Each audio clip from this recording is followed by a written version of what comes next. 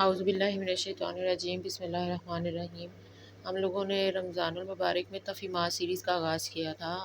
اسی سلسلے میں آج ہم لوگ اس کا لیکچر نمبر 18 دیکھ رہے ہیں۔ ہم قرآن کے اندر جو ایک نظم کا تصور ہے اس پر بات کر رہے تھے، اور ساتھ میں ہی ہم نے آج قرآن کے اندر جو نظم کا تصور ہے، یعنی قرآن کیسا کلام ہے، کیا یہ ایک ترتیب کے ساتھ چلتا ہوا کلام ہے، یا یہ چھوٹے چھوٹے کچھ ٹکڑوں میں نازل ہوا ہے اور ان کے اندر جو ہے کوئی ربط نہیں ہے، اس طرح کا کلام ہے۔ اس پر جو مزید اعتراضات بھی کیے جاتے ہیں ان کو بھی آج ہم دیکھیں گے۔ آج ہم جو سب سے پہلے چیز دیکھنے لگے ہیں وہ یہ ہے کہ ترکیب کیا ہے، مناسبت کیا ہے اور نظم میں کیا فرق ہے۔ ترکیب اور مناسبت یہ دو بنیادی چیزیں ہیں جن کی قریباً سارے علماء جو ہیں وہ اس کے قائل رہے ہیں۔ ترکیب کا مطلب یہ ہوتا ہے، یعنی جیسے ایک جملہ ہوتا ہے، انگلش کا ایک جملہ ہوتا ہے تو اس کے اندر ایک سبجیکٹ ہے، ایک ورب ہے، ایک آبجیکٹ ہے، تو اس کا ایک انٹرنل جو ایک اسٹرکچر ہوتا ہے اس کو ترکیب کہتے ہیں ہم۔ اس طرح عربی کے جو جملے ہوتے ہیں ان کے اندر بھی ایک فعل ہوتا ہے، پھر اس کا کوئی فاعل ہوتا ہے، پھر اس کا مفعول ہوتا ہے، اس کا متعلق ہوتا ہے، بات کون کر رہا ہے، کیا کر رہا ہے، کس سے کر رہا ہے، تو یہ ساری چیزیں ہوتی ہیں۔ تو یہ ہر جملے کے اندر ہوں گی، اگر یہ کسی جملے کے اندر ہوں گی ہی نہیں تو بات ہی سمجھ میں نہیں آ سکتی ہے۔ لہٰذا یہ جو ہے نظم کا یا ترتیب کا ایک بالکل چھوٹا لیول ہے۔ اس کے بعد ہم بات کرتے ہیں مناسبت کیا ہوتی ہے۔ مناسبت یہ ہوتی ہے کہ ایک چیز کے ساتھ دوسری کا ذکر آ جانا۔ مثال کے طور پر دن کے ساتھ رات کا ذکر آ گیا ہے، اور اندھیرے کے ساتھ روشنی کا ذکر آ گیا، یعنی کچھ جوڑے چیزیں ہیں اور کچھ چیزوں کے آپس میں مناسبت ہے کہ ان کا ذکر ہمیشہ ساتھ ساتھ آ رہا ہوتا ہے۔ تو اس کی بھی امت ہمیشہ جو ہے وہ قائل رہی ہے کہ جی ہاں بالکل قرآن میں مناسبت ہوتی ہے، اور تفاسیر کے اندر بھی یہ چیز دیکھی جا سکتی ہے، جیسے صلاۃ اور زکوٰۃ کا ذکر جو ہے وہ ہمیشہ ساتھ ساتھ مل رہا ہوتا ہے۔ تو بہت سارے علماء نے اس کی بہت ساری وجوہات بتائی ہیں کہ نماز اور جو زکوٰۃ ہے اس کا ذکر زیادہ تر قرآن میں ساتھ کیوں آیا ہے، یعنی یہ جو دین ہے اس کی یہ اساس ہے۔ اس طرح اور بھی بہت ساری مناسبتیں ہمیشہ سے واضح کرتے رہے ہیں ہمارے علماء۔ اس کے بعد ایک چیز آ جاتی ہے نظم۔ نظم میں کیا فرق ہے؟ نظم سے مراد یہ ہے کہ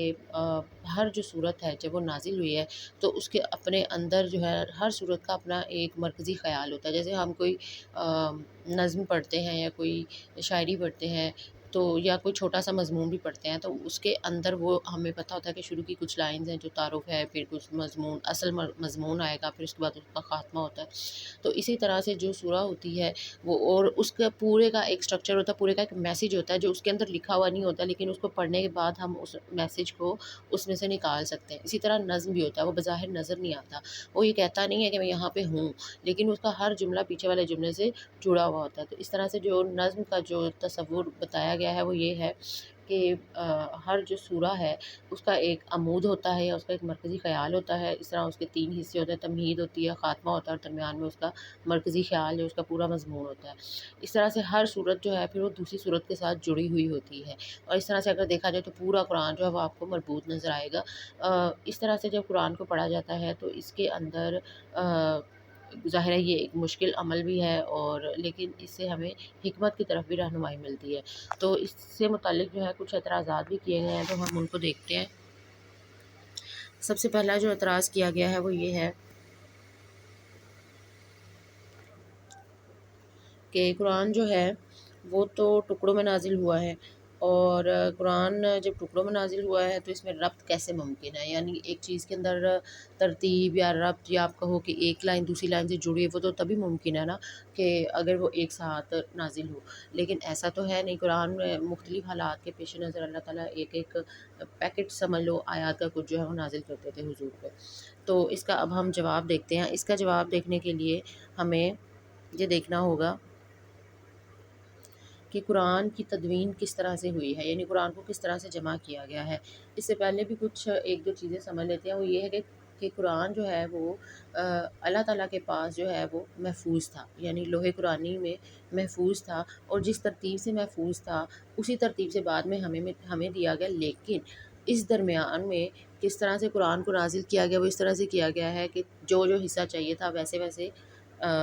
اتارا گیا، یعنی نازل کیا گیا، اور ساتھ میں حضور کو حضرت جبرائیل علیہ السلام یہ بتاتے جا رہے تھے کہ ان صورتوں کو یہاں پہ رکھیں یا ان آیات کو اس طرح سے رکھیں۔ تو ہم یہ جو ہمارا سوال ہے کہ कुरान तो छोटे छोटे टुकड़ों में नाजिल हुआ है, तो ये पूरा एक साथ तरतीब या इसके अंदर रब्त हो कैसे सकता है। तो इसके जवाब को अब हम ज़रा तफसील से देख रहे हैं। इसको हम देखेंगे कि कुरान की तदवीन किस तरह से हुई है। सबसे पहला सवाल तो यह है कि क्या कुरान को रसूल के दौर में ही जमा किया गया था या नहीं किया गया था। आम तौर पे तो ये तासुर दिया जाता है कि कुरान जो है उसे हुजूर के दौर में जमा नहीं किया गया या जुज़वी तौर पे किया गया, यानी किताबी शक्ल में नहीं था, वैसे हुफ़ाज़ को याद था। तो इसके बारे में हम थोड़ा-सा इन डिटेल जाकर देखते हैं। कुरान जो है वो हुज़ूर सल्लल्लाहु अलैहि वसल्लम पर जिस तरह भी आयात नाज़िल हो रही थी, तो आप सल्लल्लाहु अलैहि वसल्लम के कहा जाता है कि 42 के करीब कातिबीन वही थे, यानी कातिबीन वही थे, यानी जो आप फ़ौरन से एक कातिब को बुलाकर लिखवा लिया करते थे। इसके बारे में मुख्तलिफ रिवायात है। कुछ लोगों का ख़्याल है कि कुछ लोगों का कहना ये है कि आयात को जो है चमड़े पर लिखा गया है, कुछ का ख़्याल है कि इन्हें हड्डियों पर लिखा गया है और जानवरों की जो खाल है उस पर लिखा गया। बहरहाल कुरान को लिख लिया जाता था, यानी आयात को लिख लिया जाता था। उसके बाद लिखने के बाद क्या होता था कि हुजूर जो है फिर बताते थे, सहाबा को बताते थे कि इन आयात को, ये जो आयात आई हैं, अभी आई हैं, इनको फ़लानी आयात से पहले रखो या बाद में रखो, या इनकी जगह कहाँ है, या इनको फ़लाँ सूरत में जाके रखो। और इस तरह से कुछ आयात जो हैं वो नासिख होती थी, यानी मनसूख कर देती थी पहले वाली आयात को, तो उनको भी बताया जाता था कि इन आयात को यहाँ से वहाँ रखो, यानी उनके साथ रखो या उनसे दूर रखो, जहाँ पे भी रखना होता था। कहने का मतलब ये है कि एक तरतीब तो वो है जो कि तरतीब नुज़ूली है, यानी कुरान किस तरह से नाज़िल हो रहा था, और एक तरतीब वो है जो कि तरतीब तौक़ीफ़ी थी, जो कि हुज़ूर सल्लल्लाहु अलैहि वसल्लम बता रहे थे कि आयात को इस तरह रखा जाए। इस बात को तमाम उलमा मानते हैं कि आयात की जो तरतीब है, यानी कौन-सी आयत पहले है और कौन-सी बाद में है, ये हुज़ूर की बताई हुई तरतीब है। अब इसका मतलब ये है कि हुज़ूर के दौर में ही कुरान जो है उसकी तदवीन हो रही थी। ऐसा नहीं था कि हुजूर जो है कुरान को बिखरे हुए जो है वो पार्चों की शक्ल में या बिखरे हुए पैगाम या कौल ज़री की शक्ल में छोड़कर इस दुनिया से चले गए, बल्कि एक रसूल जो है उनकी ज़िम्मेदारी ये है कि उन्होंने किताब जो है, यानी जो आखिरी किताब है, आप ये देखें कि उसकी कितनी ज़्यादा अहमियत है, तो उसको ऐसे छोड़ कर नहीं गए। और उनका पैगाम मुकम्मल ही तब होगा जब वो उस जो, यानी अपने पैगाम को पूरी किताबी शक्ल में या उसकी तदवीन कराने के बाद अपनी उम्मत को दे कर जाए, सौंप कर जाए। अच्छा, उसके बाद ये हुजूर के दौर में इसकी तदवीन हो रही थी। इस तरह से ये भी इशारात मिलते हैं कि कुरान में कुछ सूरतें जो हैं वो पूरी-पूरी नाज़िल हुई थी, ठीक है? और कुछ सूरतें जो हैं कुछ आयात जो हैं उनकी मक्का में जाके नाज़िल हुई हैं, और कुछ उनकी उसी सूरत की कुछ आयात मक्का में नाज़िल हो चुकी थी और कुछ मदीना में जाके नाज़िल हुई हैं। तो फिर भी हुजूर ने बताया कि ये फ़लाँ आयत फ़लाँ सूरत के इस हिस्से में जाके इन आयात को प्लेस कर दिया जाए। तो इस तरह से देखते हैं हम कि मक्का में अल्लाह ताला ने जो चैलेंज दिया है कुरैश मक्का को, वो ये कहा है कि जाओ, अगर तुम बना सकते हो, यानी तुम्हें ये है ना कि ये ज़ुबान तो हमारी अपनी ज़ुबान है और ये तो किसी साहिर का कलाम ले आए हैं और इसके अंदर कोई शायराना तरतीब है और इसके अंदर जो मज़ामीन है वो बहुत अछूते हैं और नए हैं, तो इस वजह से लोगों को इतना इम्प्रेस कर रहे हैं। तो तुम भी ऐसा करो कि एक सूरह जो है वो बना कर ले आओ। तो सूरह, इसका मतलब है कि सूरत उस वक़्त मौजूद थी और सूरत का ही एक चैलेंज दिया गया था। इसका मतलब है सूरत जो होती है वो एक वहादत होती है, और वो जो है बताती है कि मेरा मैसेज क्या है। तो ये जो है, जो नज़्म का तसव्वुर है, वो भी ये कहता है कि हर सूरत का एक मरकज़ी ख़याल है। ये बहरहाल उस मरकज़ी ख़याल को थोड़ा-सा गौर करने के बाद ही मतलब फाइंड आउट किया जा सकता है। इसके बाद दूसरी जो बात है वो ये है कि सूरतों की जो है वो तदवीन हो गई। उसके बाद हम देखते हैं कि हुज़ूर सल्लल्लाहु अलैहि वसल्लम ने जब आखिरी दफ़ा दौरा कुरान किया है रमज़ानुल मुबारक में, तो कहा जाता है कि हज़रत जिब्राईल अलैहिस्सलाम ने 2 बार आपसे कुरान सुना है। तो इसका मतलब है कि उस वक़्त पूरा कुरान तरतीब पा चुका था, ज़ाहिर-सी बात है, तभी तरतीब होगी ना, तभी सुनाएँगे जब कोई तरतीब होगी। अगर तरतीब ही नहीं है तो फिर वो सुनाएँगे कैसे? तो इसका मतलब है कि कुरान को तब भी तरतीब दिया जा चुका था। ऐसा नहीं है कि हुज़ूर सल्लल्लाहु अलैहि वसल्लम ने कुरान को ऐसे ही छोड़ दिया था और अपनी उम्मत को दिए बगैर ही, यानी उसको एक महफूज शक्ल में पहुँचाए बगैर ही आप दुनिया से रुखसत हो गए हैं। तो ये तो है कि हुज़ूर के दौर के अंदर किस तरह से कुरान की तदवीन हुई है। इसके बारे में मज़ीद जो चीज़ें हैं वो हम देखते हैं। नेक्स्ट जो कुरान पर एतराज़ किया जाता है, या एक गलतफ़हमी आप समझ लें, एक गलतफ़हमी ये है, कहा जी जाता है, आमतौर पर तासुर ये दिया जाता है कि कुरान जो है उसको जो जमा किया गया है ना, वो सहाबा ने जमा किया है, यानी लोग कुरान के हाफ़िज़ तो थे लेकिन कुरान किसी किताबी शक्ल में मौजूद नहीं था।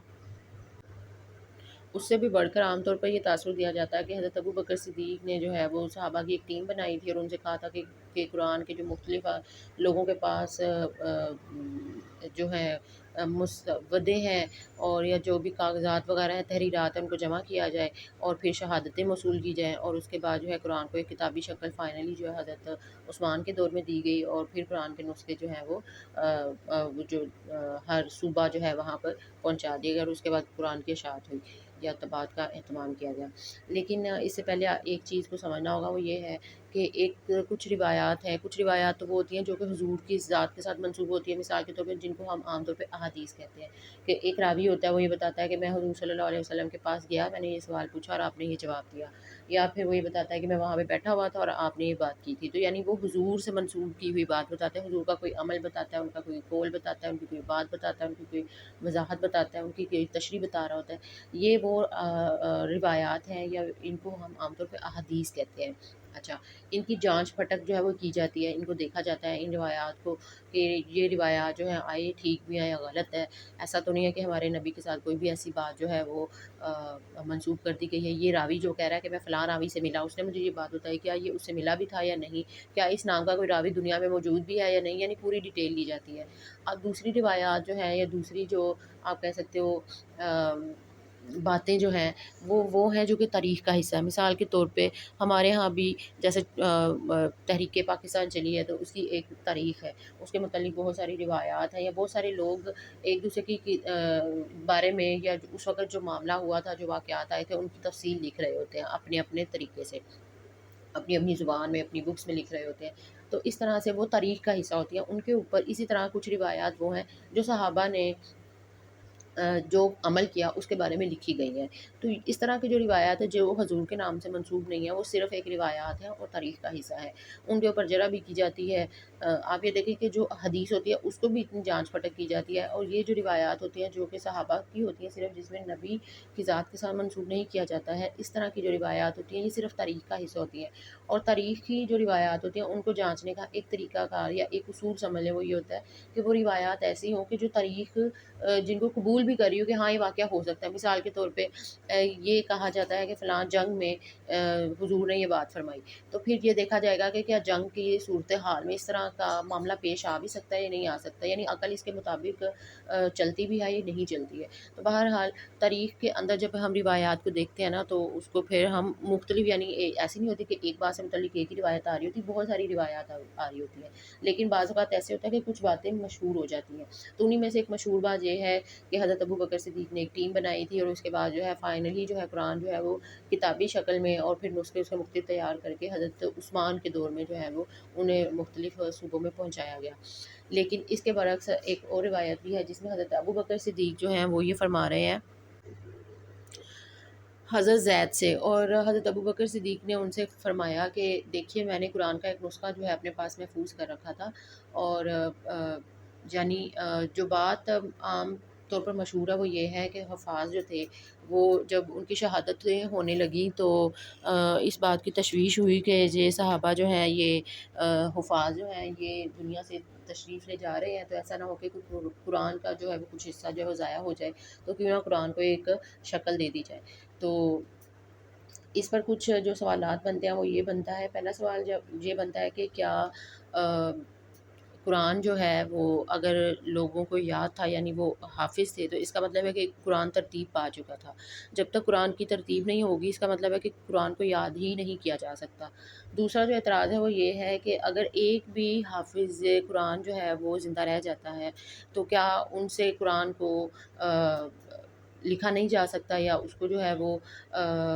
تصدیق نہیں کی جا سکتی کہ قرآن جو ہے وہ کیا تھا اور اس کی آیات کیا تھی۔ اور تیسری بات یہ ہے کہ قرآن کو حفاظ نے جس طرح سے یاد کیا تو اس کا کوئی بنیادی نسخہ ہوگا جس کے ساتھ وہ کمپیئر کر رہے ہوں گے، تو قرآن کا اس کا مطلب کوئی نہ کوئی بنیادی نسخہ بھی موجود تھا۔ اس کے علاوہ تیسری بات یہ ہے کہ اس جو مشہور روایت ہے جس کا یہ تاثر دیا جاتا ہے کہ حضرت عثمان کے دور میں اصل میں قرآن کو پوری ترتیب دی گئی ہے، تو اس کے اندر جو صحابہ ہیں ان میں حضرت ابوبکر صدیق کا ذکر ہے، حضرت عمر کا ذکر ہے اور حضرت زید کا ذکر ہے، تو کیا یہ تین لوگ قرآن کے حافظ نہیں تھے؟ اگر یہ تین لوگ بھی قرآن کے حافظ تھے تو پھر انہیں انہیں اس بات کی ضرورت کیوں پیش آئی کہ یہ لوگوں سے یہ سارے جو ہیں وہ کاغذی چیزیں جو ہیں یا جو تحریرات وغیرہ ہیں وہ جمع کرنے کی بات کر رہے ہیں.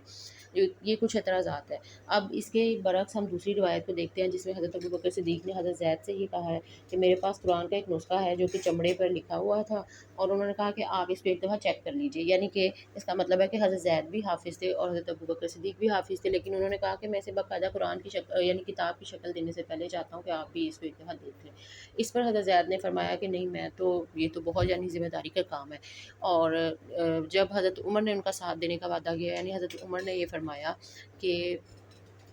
آپ فکر نہ کریں، میں بھی آپ کے ساتھ ہوں. یعنی حضرت عمر بھی قرآن کے حافظ تھے، تو انہوں نے انہیں تسلی دی کہ ہم دونوں اس کو چیک کر لیتے ہیں. تو جب ان دونوں نے مل کے انہوں نے ایک دوسرے کا جو ہے وہ ساتھ دیا، تو پھر انہوں نے اس کو یعنی نسخے کو دیکھا اور پھر جو ہے انہوں نے اس کی کریکشن کر دی. ایسا نہیں ہے کہ حضرت ابوبکر صدیق سے بھی کچھ ایسی باتیں منسوخ کی جاتی ہیں کہ انہوں نے کچھ آیات کو نکال دیا. تو ایسا کیسے ہو سکتا ہے کہ جو امت ایک یعنی حضرت عثمان کی شہادت پہ آپ دیکھیں کہ کتنا بڑا مسئلہ ہو گیا. حضرت عائشہ حضرت علی کے مقابل میں آ گئی اور انہوں نے ایک باقاعدہ پوری جنگ کی. تو ایسا کیسے ممکن ہے کہ امہات المومنین کے ہوتے ہوئے یا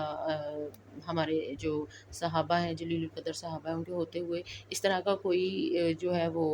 رد عمل سامنے نہیں آیا اور کوئی بھی اس طرح کی بات نہیں ہوئی ہے. تو اس طرح کی ساری باتیں جو ہیں یہ ایک جھوٹی باتیں ہیں اور یہ سازشیں ہیں ان لوگوں کی، یہ ثابت کرنے کے لیے کہ قرآن کی جو تدوین ہے نا وہ حضور کے دور میں ہوئی ہی نہیں ہے، بلکہ یہ جو ہے کوئی معمہ ہے اور اس طرح سے قرآن کو ایک غیر محفوظ کتاب جو ہے وہ ثابت کیا جائے. تو عام طور پہ اس طرح سے ثابت کرنے سے